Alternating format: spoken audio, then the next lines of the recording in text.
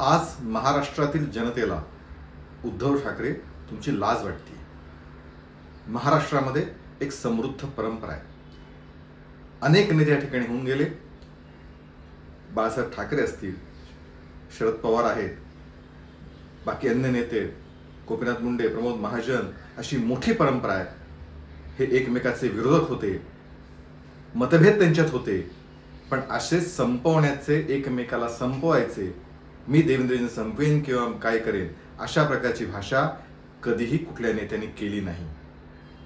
खरं म्हणजे महाराष्ट्राच्या दुर्दैवाने तुम्ही मुख्यमंत्री होतात महाराष्ट्राचे। असा मुख्यमंत्री जो कधी मंत्रालयात गेला नाही, ज्याने कधी जनतेसाठी निर्णय घेतले नाहीत, ज्याने कधी जनहिताचे कामं केली नाहीत, तो काळ आम्ही बघितला। आणि त्यातूनच तुमच्यापासून कार्यकर्ते गेले, आमदार गेले, जनता गेली। मात्र त्याचा दोष तुम्ही देवेंद्रजींना देताय। तुम्ही मुख्यमंत्री असताना सुद्धा देवेंद्रजींवरती कारवाई करण्याचा प्रयत्न केला होता, पण ती करता आली नाही, कारण सत्य सत्य असतं।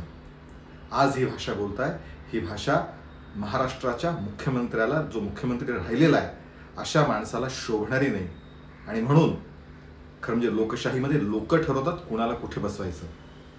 तुम्हाला लोकांनी कधीच स्वीकारलं नव्हतं, तरी तुम्ही मुख्यमंत्री विचार सोडून झालात।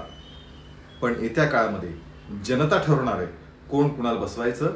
पण एक नक्की, आजच्या तुमच्या या सूडबुद्धीच्या विधानाने महाराष्ट्रातली जनतेला मात्र लाज वाटते। एबीपी माझा, उघडा डोळे बघा नीट।